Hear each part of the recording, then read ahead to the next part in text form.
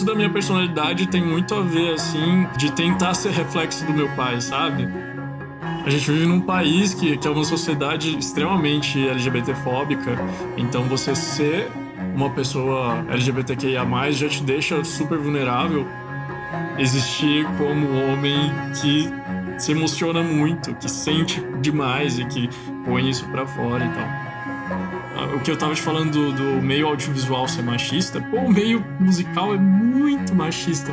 Independente de ser sertanejo, obviamente o sertanejo é extremamente misógino, né? Extremamente machista, várias questões políticas também extremamente horríveis e discutíveis. Faz muita falta mais representatividade, assim. Eu acho que representatividade nunca é demais. O cerne da maioria dos problemas da sociedade, na verdade, está no patriarcado. O patriarcado vai destruir a gente enquanto espécie. Olá, eu sou Paulo Azevedo e seja bem-vindo, bem-vinda, bem-vinde à primeira parte do episódio 52 do Alma Masculina com o músico, compositor e roteirista Benti. Nessa primeira parte da conversa, falamos sobre referências de masculinidades, iniciação homoafetiva, bullying e preconceito, queernejo, machismo, autoimagem e muito mais. E para manter desde 2019 este espaço de resistência afetiva, conto com a inestimável parceria de Conrado Góes, Glaura Santos e Vitor Vieira. A nossa ideia aqui é escutar de dentro para fora para refletir, gerar ideias e abrir diálogos sobre as masculinidades e suas diversas maneiras de estar no mundo hoje para encontros mais viáveis para todo mundo. Se você está nos ouvindo pela primeira vez, existem no mínimo 3 maneiras de você ajudar o Alma Masculina. Siga de 5 estrelas no nosso perfil no Spotify, no Orelo ou no seu agregador preferido e deixe seu comentário. Indique uma das mais de 50 conversas anteriores que trazem visões diversas das masculinidades para alguém que você goste. Só nesta temporada já passaram por aqui o escritor Daniel Munduruku, o artista e comunicador Ariel Nobre, o psicólogo, consultor e criador do Paternidade Sem Frescura, Leonardo Piamonte, só para citar algumas das nossas conversas. E por último, para ajudar a manter o Alma Masculina no ar, participe da nossa campanha de financiamento coletivo, que traz sorteios e benefícios exclusivos para os nossos apoiadores. E agora a gente vai receber o nosso convidado, que foi indicado pelo convidado do episódio 48, o músico e compositor Pedro Altério, e a gente vai saber agora o porquê que ele fez essa indicação. Vamos ouvir. Quem você gostaria de indicar para ter essa conversa aqui com a gente e por quê, Pedro? Essa é uma pergunta, eu vi o Paulinho falando assim, pô, é difícil e é difícil mesmo. Eu acho que tanta gente legal poderia vir aqui acrescentar nesse assunto de várias maneiras.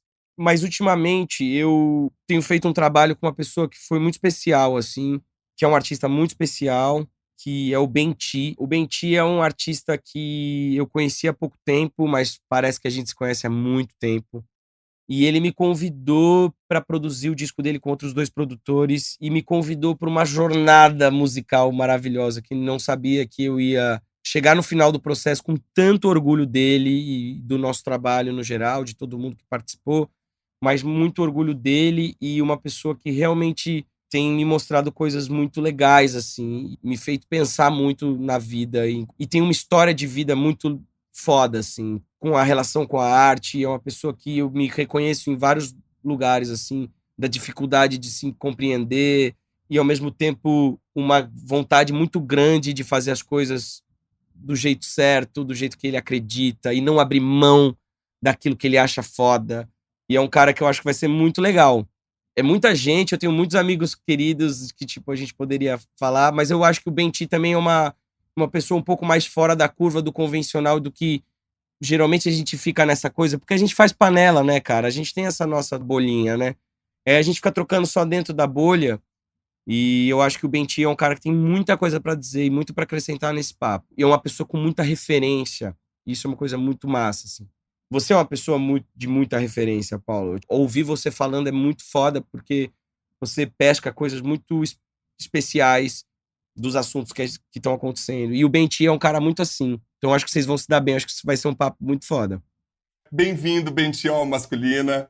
Obrigado pelo convite. E nossa, eu já fiquei emocionado com o Pedro falando.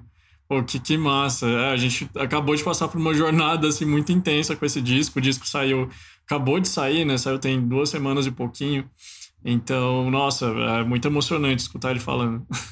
É bom que já dá um quentinho no coração e já facilita para você adentrar nessa conversa tão intimista que a gente propõe aqui. Mas eu acho que vai ser bem tranquilo, porque conversa de mineiro sempre rende alguma coisa bacana, né? Benti, Sim, sim. querido, a gente deve ter milhares de amigos em comum. O Ricardo Alves Júnior, que dirigiu o seu clipe Samba, mas como é que você gostaria de se apresentar? Ah, como que eu me apresento? Sei lá, eu sou formado em audiovisual. Eu sempre falo, eu sou músico, roteirista e editor.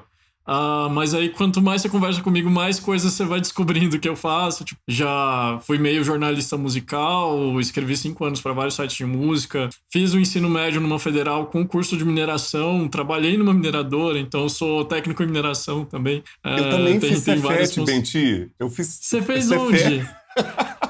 Na hora que eu vi que você fez Cefet Araxá, eu falei, não tô acreditando, é muita interseção nessa conversa. Eu fiz Cefet Belo Horizonte, na Avenida Amazonas, sou técnico Ah, em Cefete de BH. edificações. Também sou formado em comunicação, artista.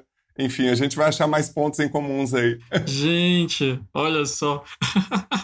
Que E legal. como é que você escapou de Cefet? Porque quem passa por lá sobrevive a qualquer coisa, né? Para mim é o lema. Sim, foi muito doido, assim, porque eu morava numa cidadezinha muito pequena, a minha família é toda da região da Serra da Canastra, do Triângulo e tal. Eu saí da casa dos meus pais com 14 anos pra ir pra Araxá pra fazer federal, porque eu sabia que as minhas chances de passar numa faculdade pública iam ser muito maiores se eu fizesse o Cefet. Aí eu passei na USP, né? Eu fiz audiovisual na USP e eu te falo, com certeza, que passar, tipo, sobreviver ao Cefet foi mais difícil do que a USP. Pra você ter uma ideia, tem a prova para entrar, né? Aí começaram, o primeiro ano do ensino médio eram 5 turmas de 40 alunos, formou uma turma de terceiro ano com 15 alunos. Nossa, o Cefet é muito difícil, mas aí foi isso. Eu passei na USP sem cursinho. Tipo, a vantagem foi essa. É tão punk, tão absurdo. É punk, mas eu escapei escapando. Tanto é que quando eu tava trabalhando na mineradora pra pegar o diploma, eu já tava estudando pra FUVEST. Então eu já sabia que eu ia fazer audiovisual. Eu quase fiz engenharia ambiental por pouco, assim. Aí eu falei, não, não, calma, calma lá, vamos lá. Eu sou um criativo. Vamos respirar, Pro né? bem e pro mal, né? Isso tem a ver com o fato de ter nascido numa fazenda, né, na Serra da Saudade. Ele é mineiro, como a gente já falou Uhum. aqui. Vulgo Luiz Gustavo Coutinho, né, Benti, que vem Sim, dessa sim. ave que a gente conhece, que é o Bentivi. Enfim, depois ele vai contar um pouco sobre de onde vem esse apelido. Aquariano, né, integrante da banda coral, tem uma carreira solo, traz um som mais indie, vinculado à música eletrônica e usa a viola de 10 cordas, né, viola caipira, como elemento sempre presente, marcante ali, que remonta às suas origens. E também é integrante de um movimento, integrante é ótimo, né, Benti? Porque surgiu tão naturalmente o Uhum, Queenejo. Você vai contar um pouco pra uhum. gente do que é isso. Quase uma movimentação, uma sincronia de artistas que estão aí abrindo um pouco essa discussão por representatividade dentro desse meio tão machista, que é o meio sertanejo, nas canções, na cultura sertaneja brasileira, que é muito marcada por esse machismo.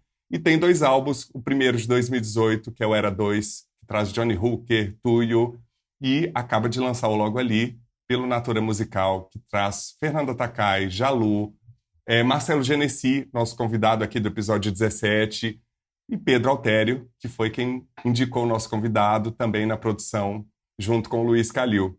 Querido, você já começou falando um pouco da sua origem aí cefetiana, que eu entendo muito bem do que Sim. você está falando, que é um ambiente extremamente masculinista, tóxico, pelo menos para mim foi. Queria saber quais foram as suas primeiras referências de masculinidades e quais marcas, características que você vê presente em você ainda hoje dessas primeiras memórias do que é ser homem. A primeira referência é muito do pai, né? Tem uma referência paterna muito forte. O meu pai é muito presente na minha vida ainda e ele é muito querido. Ele foi muito sempre âncora, assim, da família. Se eu penso em alguém, tipo, estável, muito gentil, muito correto e etc. Tipo, é o meu pai, assim. Ele é uma referência muito forte pra mim. Eu acho que, inclusive, muito da minha personalidade tem muito a ver, assim, de tentar ser reflexo do meu pai, sabe? Você é filho único? Não, eu tenho um irmão mais velho. Meu irmão é 4 anos mais velho que eu e é engenheiro, né? Ele realmente, engenharia. E ele fez Cefet também, só que ele fez eletrônica, isso. E aí ele foi ser engenheiro eletricista. Acho que tem uma coisa muito dos filmes, assim. Às vezes eu penso assim, não tanto referência de masculinidade, mas às vezes eu tenho algumas discussões, assim, tipo, de nossa, qual foi seu primeiro crush de infância, assim, tipo, quando você começou a se entender como um homem gay e tal. Tem muita coisa dos filmes, né? Às vezes a gente carrega pra nossa vida inteira, assim, umas referências de coisas que a gente assistia quando criança, assim. Você lembra alguma de cara? Eu era uma criança que assistia muito Indiana Jones, assim. Aí eu acho que enquanto eu era um pré-adolescente, eu falei, nossa, será que eu vou arranjar, será, um marido arqueólogo, sabe? Uma coisa assim. Esse tipo de coisa, assim, que vai marcando a gente, assim, sem a gente perceber. Que são essas referências, né? Pô, é o arqueólogo gostosão, né? Que tá, tipo, com o chicote, correndo de um lado pro outro, aventuras em lugares inóspitos, né? É uma coisa muito... É uma figura muito atraente, assim. E você se reconheceu como um homem gay muito cedo? Porque você tá falando aí dessa referência adolescente, de ter saído de casa cedo. Sim, pré-adolescente, né? Óbvio que são anos, né, até a gente se aceitar, assim, mas, por exemplo, eu lembro da minha experiência no ensino médio no Cefet. Nossa, eu acho que, não sei lá, se tinha alguém assumido na minha sala, eu acho que não, tipo, com 13, 14, 15 anos.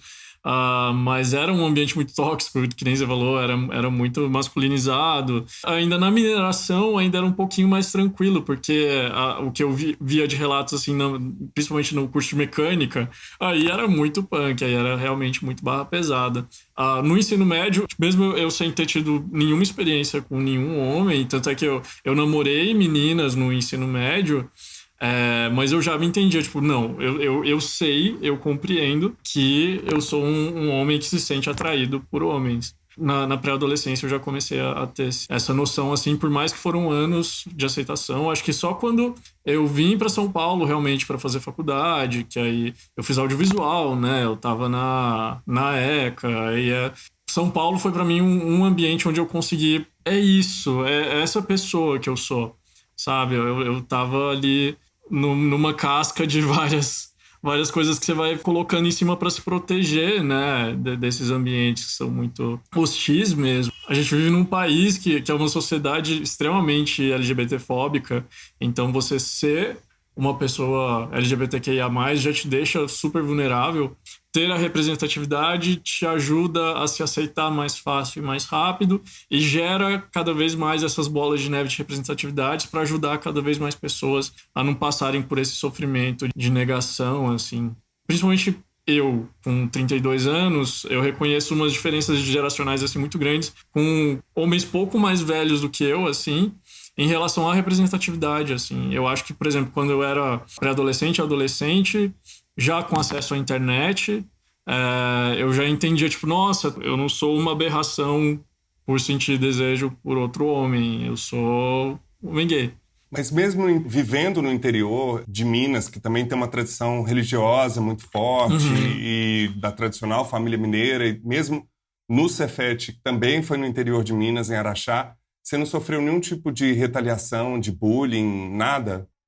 Aí é complexo, porque aí a gente entra numa questão, assim, que eu sou um homem cis, sempre meio que flanou por esses ambientes, assim, sem que as pessoas me etiquetassem de cara que eu era gay. A passabilidade, né? Poxa, quantas vezes, mesmo tipo, na vida adulta, nos últimos anos, assim, eu trabalhando como roteirista, como editor. Pô, audiovisual é um meio ainda, dependendo da produtora, é um inferno, assim, em machismo e homofobia. Tem produtoras muito incríveis que estão cada vez mais diversas, com equipes divididas meio a meio, mulher-homem, mas ainda tem produtoras extremamente homofóbicas e machistas. E aí, quantas vezes, assim, nos últimos anos, pelos caras assumirem que eu sou hétero, começarem a fazer comentários muito homofóbicos, assim, em relação a outras pessoas e etc. Eu falava, então, não faz isso, cara, não faz isso. Quando eu namorava, eu sempre dava um jeito de falar assim, sei lá, no primeiro ou segundo dia de set de gravação. Ah, nossa, porque meu namorado fez tal coisa, papapá. Tipo, aí já rolava um baque, assim, tipo, de what's going on. Aí quando você tá solteiro, aí sei lá o que eu fazia. Era outros rolês. Sempre tem uma estratégia, né? Mas é pra estabelecer isso, pra não precisar escutar, pra realmente não sofrer bullying, pra não ser atacado. Então você meio que estabelecer um ponto ali. Quando eu cheguei em São Paulo, eu já estava muito ciente de que eu era um homem gay, né? Tipo, um jovem adulto ali, 18 anos. E, ok, São Paulo vai ser o lugar onde eu vou poder viver isso com clareza. Eu vou, com certeza, realmente entender isso. Porque ali no ensino médio, eu tava escondido, né? Eu tava tendo relações com mulheres, etc. Mas acho que uma parte de mim achava que eu era bi. Mas sabe aquelas mentiras que você se conta? Tipo, no meu caso, eu realmente não sou bi, assim. Meu desejo por mulheres é muito pontual, assim, muito específico. Então, eu não me considero um homem bi. E o nosso convidado do episódio anterior, Agnes Santoro, que é terapeuta holístico e consultor de masculinidades, mandou uma pergunta para você. Vamos ouvir. Olá, Bente. Olá, Paulo. Olá a todos. Eu sou Agnes. Tive o privilégio de participar do episódio 51.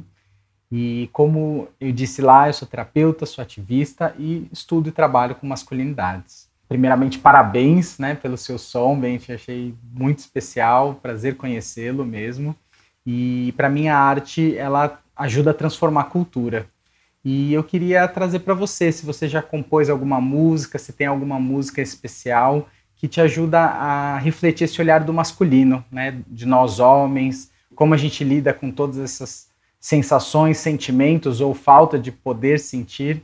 Então, gostaria que você falasse um pouquinho disso, porque eu espero que a gente tenha cada vez mais músicas trazendo aí lados bons, mostrando esse desafio que é lidar com todas essas sensações e porquês e o machismo acima de tudo. Então eu queria que você falasse um pouquinho disso pra gente. Um abraço. Legal. Obrigado pela pergunta. Desde quando eu lancei o primeiro single solo, eu quis estabelecer já de cara que eu era um artista gay e que eu tava ali, e as minhas músicas, elas têm pronomes no masculino, né? Então eu deixo claro que eu tô cantando pra uma outra pessoa específica, questões românticas, eu tô cantando no masculino e etc. Eu acho que pelo contrário, acho que as minhas músicas são tão emotivas sempre. Não sei se é uma autorrepressão que às vezes homens colocam nas coisas que eles fazem. No meu trampo solo, eu nunca me reprimi. Eu acho que no Falso Coral, né, que é o coletivo que eu criei, que eu não sou vocalista, acho que as minhas letras, elas são mais... não são tão explícitas, assim, são mais subjetivas, etc. Acho que na minha obra tá tudo muito escancarado, assim, é tudo muito emocional, assim, muito à flor da pele. Eu acho que isso já é em si um comentário de como eu encaro emocionalmente a minha masculinidade. Existir como homem que se emociona muito, que sente demais e que põe isso pra fora e tal. Isso que eu ia te perguntar, se na sua vida você é assim também ou se você canaliza essa expressão só na arte, entendeu? Porque tem isso também, né? Sim, eu sou aquariano, né? Então eu sou diariamente acusado de ser frio e pouco atencioso, né? Porque isso é o que as pessoas acham que aquariano é. Eu gosto de achar que eu deixo as coisas muito explícitas, assim, muito na cara. Eu acho que eu quero acreditar que as pessoas sacam muito fácil, assim, pro bem e pro mal. Quando eu gosto, quando eu não gosto, quando eu tô demonstrando afeto, quando eu não tô. Obviamente, na música, né, na arte no geral, a gente impulsiona, né, muito essas coisas ali, até por um fundo artístico mesmo. Por exemplo, tem Tango, que é a minha música com o Johnny. Hoje, que é uma música rasgada, né? Uma música... E eu acho muito lindo que esse meu encontro com o Johnny é essa música, porque também conversa muito com o universo dele, né? Que é um universo lírico muito dessa emoção rasgada pra caramba. Mas quando eu escrevi Tango, eu tava me rasgando, eu tava sentindo aquilo, sabe? De um jeito introspectivo, talvez, né? Escrevendo, mas eu tava ali me debulhando de chorar em Copacabana depois de uma decepção amorosa. Então, é isso.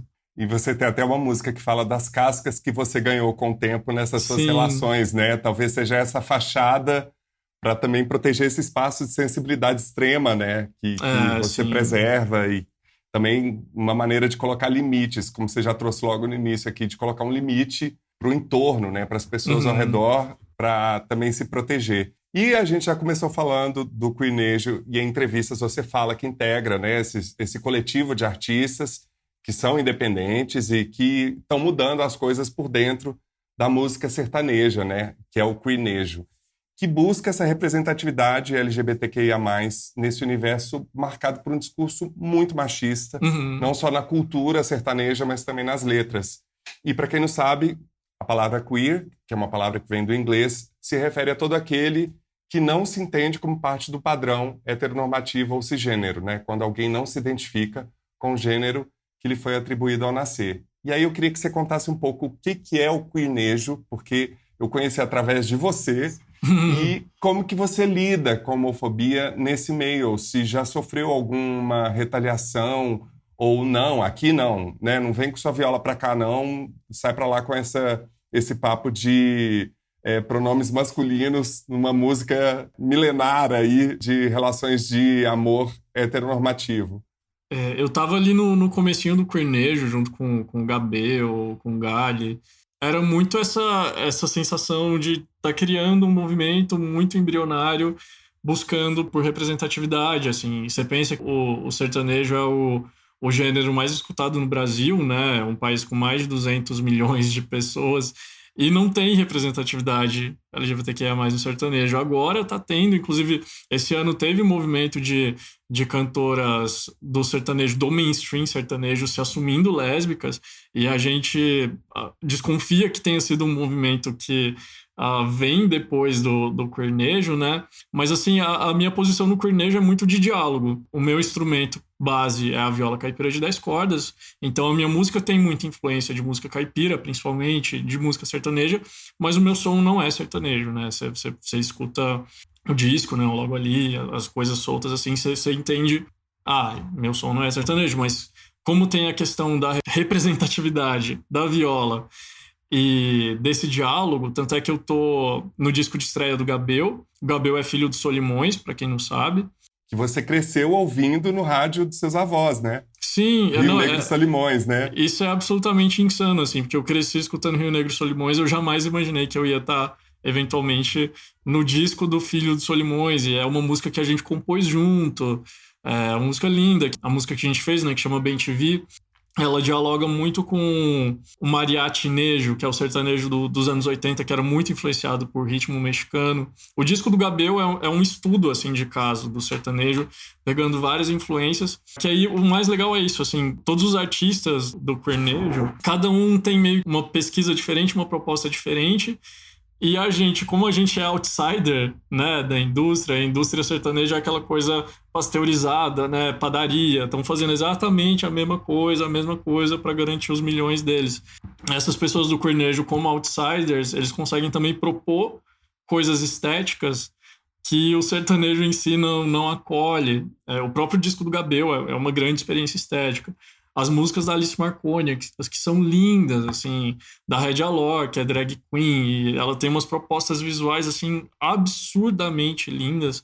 Eu também, a coisa do aquariano, né, eu gosto muito dessa coisa de vanguarda. Por exemplo, tem músicas minhas, Faísca, que é a parceria com a Tchê, eu compus em cima de uma batida de catira. Catira é um som super tradicional, caipira, etc. A Livramento, que é a do disco novo, que é a coprodução do Marcelo Genesi, ela tem uma métrica de sertanejo contemporâneo na letra, né? E tem a sanfona ali. Eu sinto preconceito, na verdade, do meio MPB. Principalmente agora que a gente está exatamente nessa saída, assim, do disco do Logo Ali. Eu sinto, assim, muito claramente que tem todo... Oi? Concretamente, de que maneira, Benti? Porque a gente está falando da MPB que cresceu com Gil, Caetano transgredindo e rompendo todos os padrões de masculinidades, com Maria Bethânia, Adriana Coquenhoto, Simone, né? Sem contar mais recentemente com a Lineker, com o próprio Johnny Hooker, né? Com Jalu, ou seja, nomes não faltam. A própria Pablo Vittar, que não é MPB, mas tá aí ganhando o mundo transgredindo esses rótulos heteronormativos, né? Concretamente, você sente de que maneira? Eu sinto muito, assim, que tem certos círculos específicos, assim, estão ignorando o meu disco, talvez por me associar, tipo, isso aqui é, sei lá, é novo artista LGBTQIA+, quem liga porque ele tá fazendo, deixa ele na bolha dele de novos artistas LGBTQIA+, sabe? De não respeitar o meu disco como um disco de música brasileira grandioso, que é com muitas influências de MPB, alternativo, etc, assim, de realmente só, vamos ignorar porque esse cara, tipo, é desse nicho aí de artistas LGBTQIA+, etc, e, enfim, quem liga pra isso. O que eu tava te falando do meio audiovisual ser machista, o meio musical é muito machista. Independente de ser sertanejo, obviamente o sertanejo é extremamente misógino, né? Extremamente machista, várias questões políticas também extremamente horríveis e discutíveis. É só você começar a olhar a quantidade de profissionais homens que estão fazendo essas rodas girarem. Nas bandas, nas produções, em tudo ali, nas curadorias, nas composições. Ainda tem pouquíssima compositora mulher. Por muitos anos, assim, a mulher da MPB tinha aquele papel de intérprete, né? Isso tem muito hoje em dia ainda, que é tipo, tá lá a mulher e aí tem uma banda de 10, 15 caras atrás. Então, por exemplo, a minha banda tem a Bianca, que é baterista. As minhas produtoras são as duas produtoras, a Ju e a Amanda. Nesse disco tem parceria de composição com a Roberta Campos, com a Nina Oliveira, outras musicistas mulheres envolvidas. É um movimento que eu faço, assim, enquanto homem cis gay.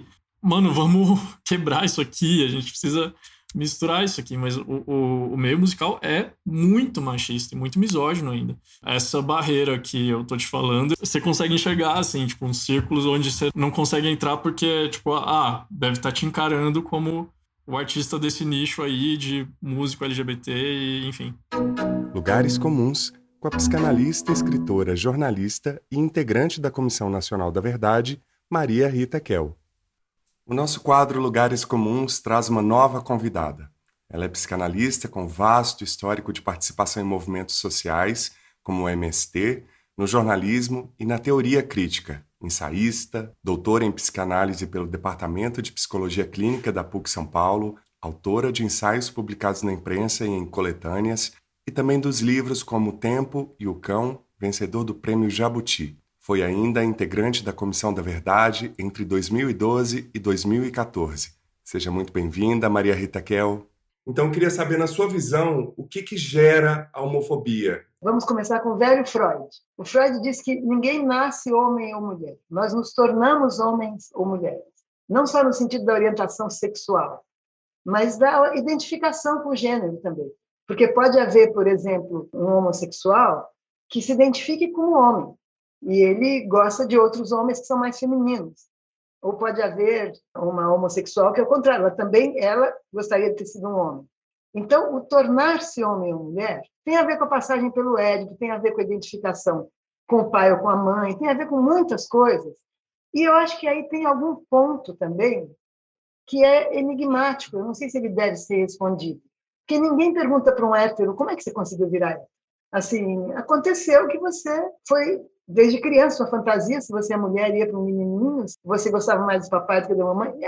Estou falando banalidade, para não tornar isso uma travessia, assim, uns deram certo, outros deram errado. Quem deu certo, teve as fantasias certas, os pais certos, se tornou hétero, e quem deu errado, porque algum erro da família ou uma disfunção, me parece que a gente tem que entender esses casos um a um, se precisar entender. No caso do meu consultório, quando surge alguém, é um a um.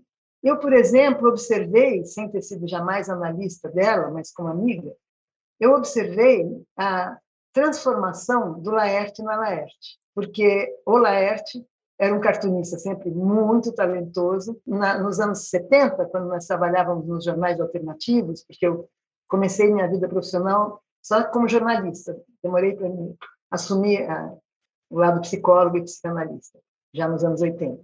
Então, o Laerte, trabalhava num jornal de oposição à ditadura chamado Jornal Movimento, era muito talentoso já, os desenhos dele, tinha outros cartunistas, mas ele sempre foi o top. E tivemos contato, depois perdemos contato, depois tivemos de novo, E era um sujeito muito calado, muito introspectivo, muito genial, mas você tinha pouco acesso a ele. De repente surge a Laerte, e eu até perguntei, porque numa entrevista na Rádio Madalena, que eu tenho, aproveito para dar um spoiler, ele chama Conversa Solta, entrevista gente faz muito tempo, e eu perguntei, mas você, aquela timidez, você já sabia que tinha alguma coisa, que queria ser mulher? E ela disse, não, tinha alguma coisa esquisita, eu não estava à vontade comigo mesmo. No nosso episódio aqui no Então, Masculino, assim, inclusive, ele falou muito da relação com a família, como que foi esse processo com a família, com os filhos, com os netos. sim, Foi os interessantíssimo o filhos, né? papo. Enfim, estou dando o exemplo dela, porque essa frase do Freud nunca foi tão acertada como na minha vida empírica, né? Como quando eu observei o que aconteceu com a Laerte. Na infância, nós somos, de certa forma, bissexuais, no sentido de que a fantasia pode ir para muitos lados. Então, eu não acho que a gente tenha que explicar como alguém é gay do mesmo modo como que você tem que entender como alguém é deprimido. Porque o deprimido, ele quer sair da depressão. Não é bom ficar deprimido. Mesmo que ele não queira e ache que está bom lá, quem está em volta dele se preocupa. Mas o homossexual, o bissexual, quem quer mudar de sexo, transexual, não é que ele tenha um problema por isso. Ele tem um problema de identificação com o próprio gênero que isto vai resolver. Isso é a solução, não é o problema. E o problema das pessoas em relação a essas pessoas, no caso da homofobia. E por que é tão latente nos homens a homofobia? Olha, eu acho que deve ser muito mais difícil ter um pênis que ter uma vagina. Deve, porque, veja, a mulher, e aí estou falando biologicamente, né? Tem muitos recursos. Não é um problema eu vou funcionar ou não na hora. Porque se não funcionar, a gente finge. Vamos falar sério? É fácil fingir. Para não criar um desconforto, para deixar o cara contente. Você sabe que na próxima pode ser melhor, mas naquele dia ele estava meio desajeitado, foi a primeira vez, estava meio apressado. Se você mostra que não deu certo, piora. Então, para a mulher, eu acho digno isso, eu não acho isso, isso é hipócrita. É fácil fingir, né? Até se acertar. E aí dá uma dica aqui, dá uma dica ali, se for uma relação longa. Se for uma relação casual, você finge para se livrar também. Né? Não deu certo, você... tchau. Sem humilhar ninguém. Quer dizer, talvez falando isso eu esteja humilhando alguém, mas não porque, enfim, nem eu sei mais quanto que eu fingi, quanto que eu não fingi. Então, não importa. O fato é que para o homem é mais difícil.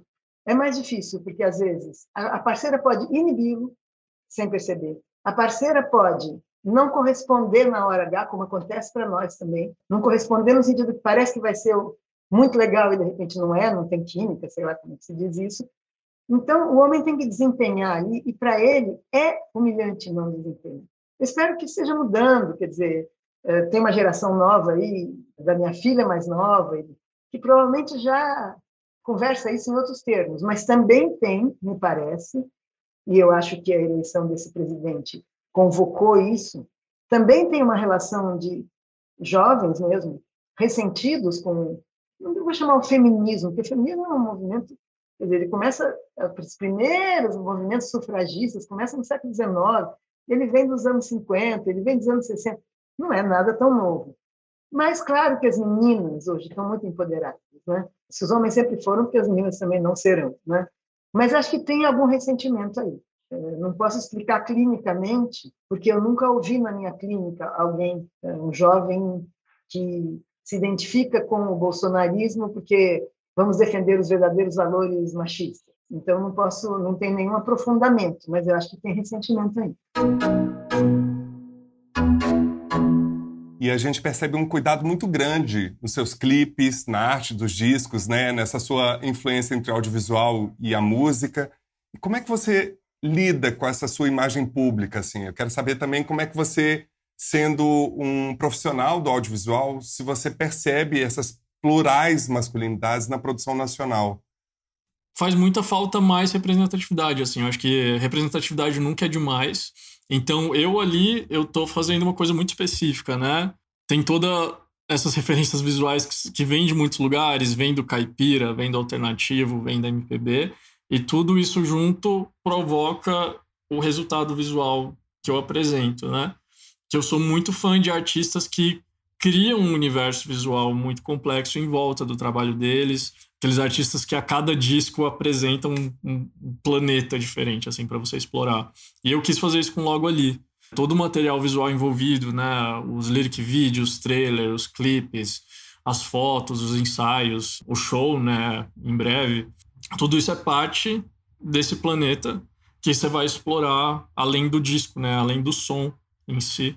Eu tenho muito essa preocupação, assim, mas eu não deixo também... Acho que em questão de rede social isso não ocupa um espaço tão grande na minha vida, assim. Porque, por exemplo, no Twitter, por mais que tipo, a fotinha tá lá, é a foto oficial, a capa, papapá. Pô, no Twitter eu ajo, assim, totalmente sem barreiras. Acabou virando minha base mais forte, assim. Eu tenho mais seguidores no Instagram, mas no Twitter eu já perdi a conta de quantos tweets meus já tiveram mais de 1 milhão de impressões, assim. E aí lá no Twitter tem Lula me seguindo, tem Marcelo Freixo me seguindo, tem Felipe Neto me seguindo, então tem Que, toda uma galera assim. vocês tiveram uma história na pandemia, né? Que ele... Sim.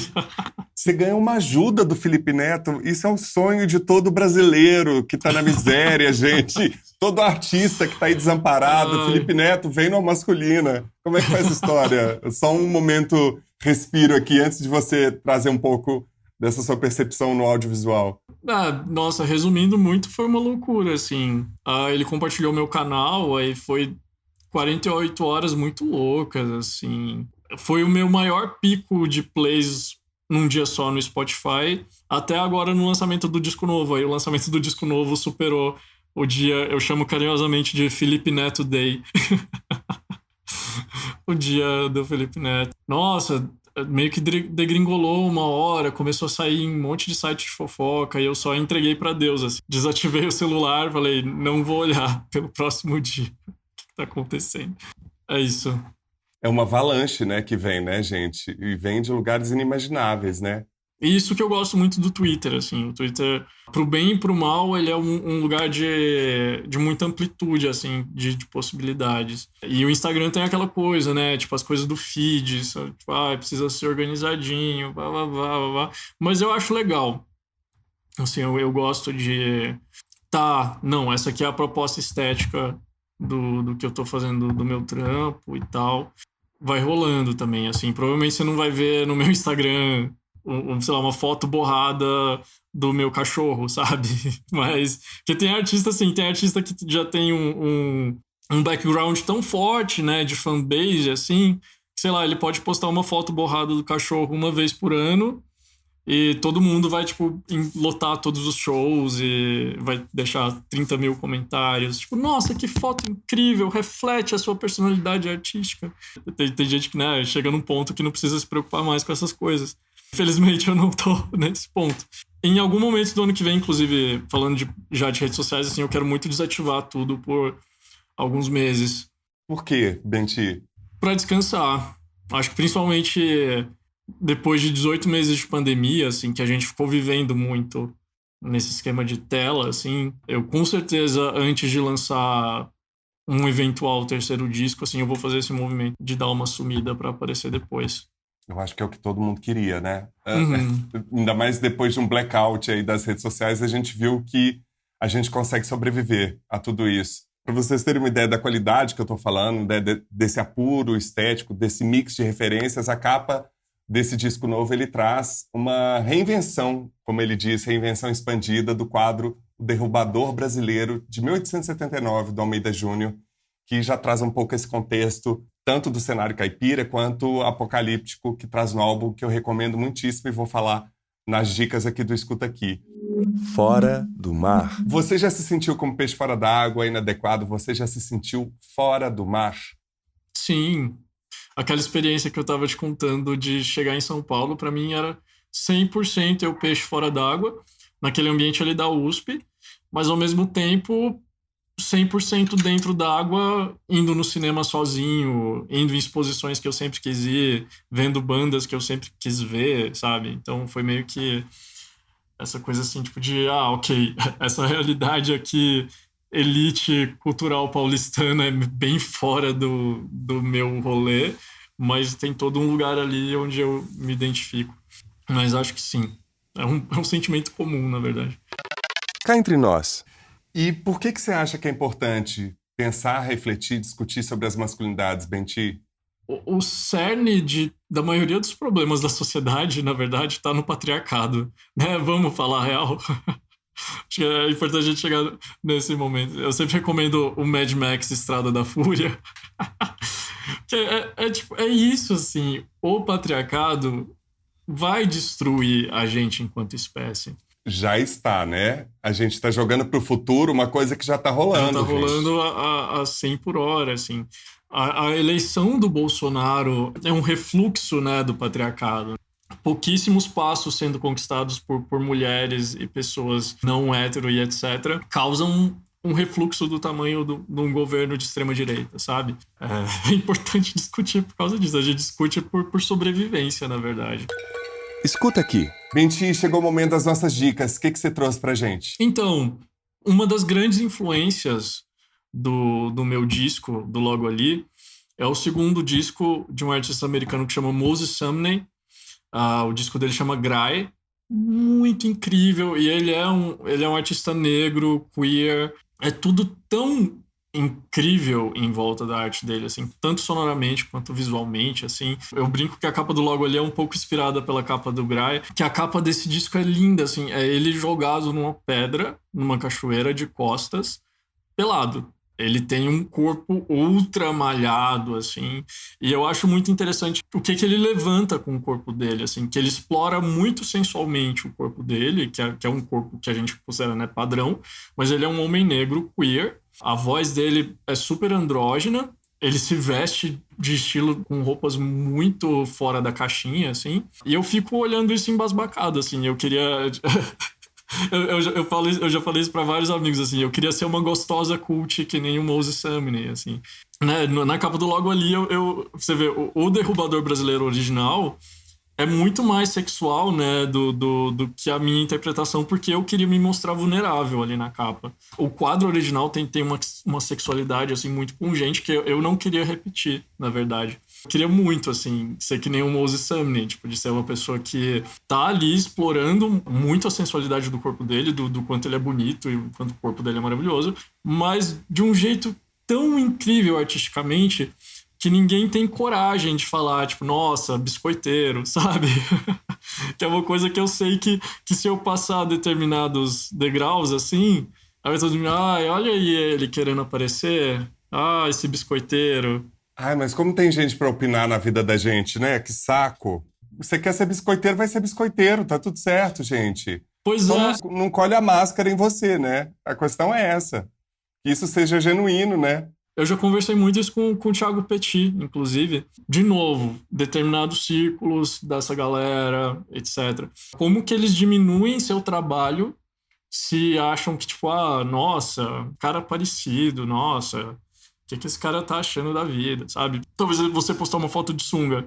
Enfim, tem essas questões que são muito loucas, assim, mas o Moses Sumney me inspira pra caramba, assim. Tem muito dele no Logo Ali, assim, sonoramente. Essa busca visual, assim, por coisas mais fora da casinha, assim. Eu queria trazer 5 dicas rápidas, vou fazer um pacote aqui e não reclame você que está me ouvindo, falando que tem muita dica na masculina, salva lá no Instagram, no seu momento de lazer, de folga, de reflexão, não sabe o que assistir, nos inúmeros streamings, nas inúmeras possibilidades de livros, artigos, vai lá e salva e garanta essa nossa curadoria, que traz sempre coisa muito bacana. Eu queria indicar a obra do nosso querido convidado. Primeiro, vai lá no canal dele do YouTube, no Spotify, ouça, veja os clipes, é tudo muito incrível, muito bem cuidado, corajoso, poético e realmente trabalha a vulnerabilidade, como a gente sempre fala aqui, num lugar de potência, de coragem, disposição, se colocar realmente no centro da arena, como a gente já trouxe aqui, inclusive no livro da Brené Brown. Queria também indicar um filme que eu assisti recentemente, um filme de 2017, chama Guerra dos Sexos, baseado numa história real, de uma partida de tênis em 73 entre a campeã mundial feminina, que é Billie Jean King, e o ex-campeão dos homens, que é o Bob Riggs, que é o Steve Carell, que fez The Office, e a Billie Jean é a Emma Stone. Esse jogo foi transmitido, se tornou um dos eventos esportivos mais vistos na televisão, atingindo 90 milhões de telespectadores no mundo todo. É muito incrível como a gente vê que em 73, o patético da masculinidade tóxica, do tiozão do pavê, que a gente vê diariamente nos noticiários da política brasileira, já existia e o quanto a gente ainda precisa evoluir, né? O tempo não é cronológico quando se trata de mudança de comportamento e principalmente quando se trata de quebra de padrões patriarcais, machistas, patrimonialistas. Mesmo com todo esse contexto, o filme é muito divertido, bem dirigido. O mesmo diretor do Pequena Miss Sunshine está disponível no Now, no Star Plus, entre outros. Dentre os achados da Netflix, tem um filme de 2012 que eu adorei ver, que chama As Vantagens de Ser Invisível, que é baseado num livro homônimo. Você assistiu, Benti? Eu acho que ele é um filme muito importante, assim. Eu acho que principalmente eu recomendaria muito ele, assim, para jovens adultos e adolescentes, assim. Ele é um filme muito bonito sobre encontrar sua turma, eu acho. Para mim foi importante nesse sentido. É porque conta a história de um menino de 15 anos que está se recuperando da depressão e que ele vai lidando nessa recuperação com o seu crescimento, a sociabilização, os bullying, os amores, enfim, coisas que a gente passa a vida inteira tentando achar o nosso lugar do mundo. E tem uma frase nesse filme que vale como um mantra, que é: nós aceitamos o amor que achamos merecer. E esse filme está disponível na Netflix e é muito bacana. E por último, eu queria trazer uma série que está na 3ª temporada, que é Pose, que é uma série que eu já trouxe anteriormente aqui nas temporadas passadas e que agora chega à sua temporada final, que conta a história dos bailes desde os anos 60, 70 ali até 94. E a protagonista nessa 3ª temporada, que é a Bianca, dessa vez ela tenta um equilíbrio entre a vida dela artística, novo parceiro, e também a busca da sua profissionalização como enfermeira.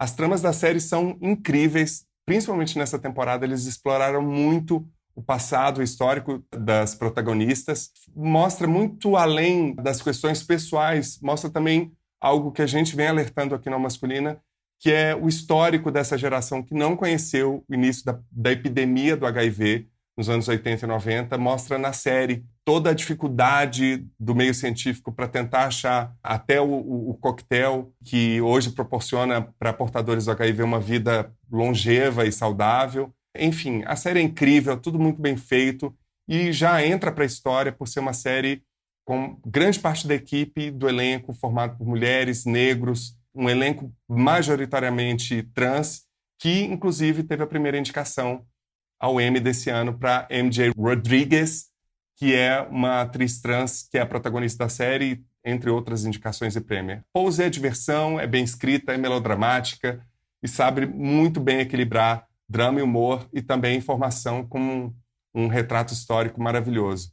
E para relaxar e também para refletir, eu queria indicar um outro podcast que chama Não Inviabilize, da Déia Freitas. Ela é uma psicóloga, podcaster, roteirista, escritora, contadora de histórias, que eu conheci recentemente, que traz histórias verídicas, reais, que surgiu de um blog que ela criou nos anos 2000, que retrata histórias de pessoas que compartilham situações reais do cotidiano com ela. Tem histórias muito engraçadas, muito bem-humoradas, mas também histórias muito tristes que ela compartilha com o grupo dela no Telegram antes de publicar os episódios, para que as pessoas possam dar opinião, sugerir, enfim, ajudar as pessoas que compartilham essas histórias.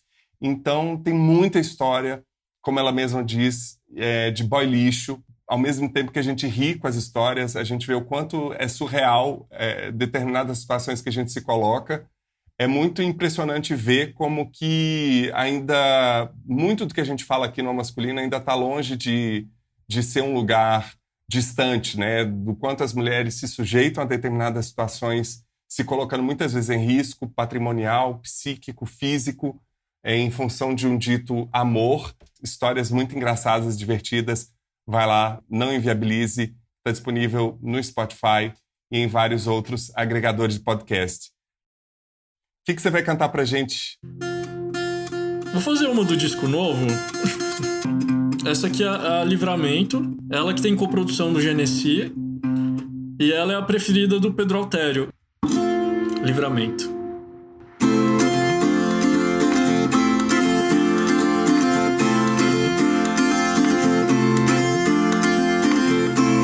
Um ano virando areia, desde o dia que a gente se viu.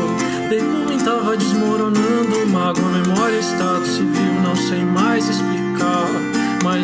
posso tentar. Sem lugar pra mais dor de cabeça, resta nossa indecisão. E se a sua camisa emprestada vira pijama ou pano de chão, não sei mais explicar, mas eu posso tentar.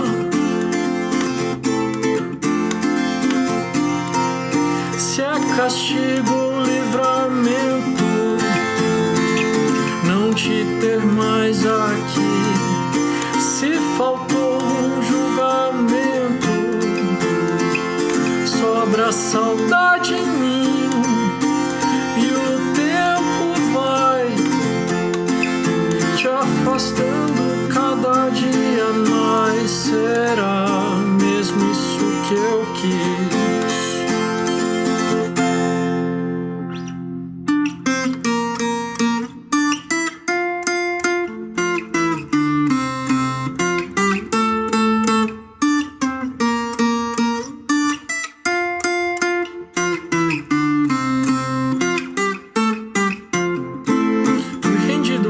Mensagem, 7 horas no portão.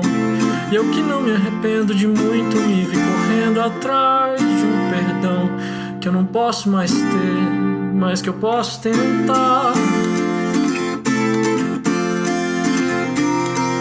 Se é castigo ou livramento não te ter mais aqui, se faltou um julgamento, sobra saudade em mim, e o tempo vai te afastando cada dia mais. Será mesmo isso que eu quis?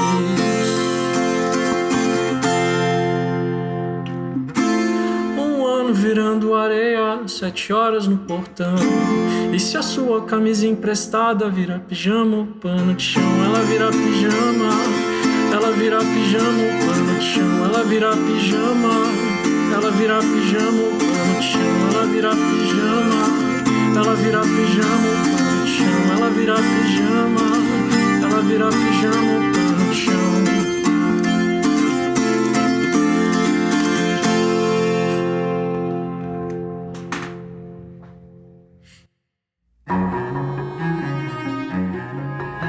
E não perca a segunda e última parte dessa conversa na próxima semana. Benti fala sobre amor e relacionamentos, representatividade, o contexto do Brasil atual, indica um novo convidado e muito mais. Siga as nossas redes sociais no Twitter e no Instagram @almasculina e se inscreva no nosso canal no YouTube. Também visite nosso site e conheça todos os episódios na íntegra, além da transcrição do aspas, lugares comuns e as dicas do quadro Escuta Aqui. Anote aí, www.almasculina.com.br. Comente, compartilhe os posts e leve a Almasculina para mais gente. E se você quer levar o conteúdo do Almasculina para sua empresa ou evento, nos envie um e-mail para contato@almasculina.com.br. Será um prazer compartilhar essa rica experiência que tem sido nossos encontros sobre autoconhecimento, diversidade, vulnerabilidade, entre tantos outros temas, sempre relacionados às masculinidades para homens, mulheres e não binários.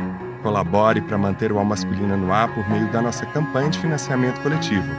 Saiba mais no site www.catarse.me/almasculina. E agradecemos a todos os nossos apoiadores, em especial Alexandre Valverde, Ana Maria de Lima Rodrigues, Ângela Mucida, Danilo Azevedo, Felipe José Nunes Rocha, Juliana Dias e Tânia Simão Baixa Silva. Gostaria de agradecer aos nossos convidados, Benti e Maria Rita Kel. E também não posso deixar de agradecer Pedro Altério, Soraya Azevedo e a todas as pessoas que acompanharam a gravação ao vivo deste episódio pelo nosso canal no YouTube. Não perca as próximas.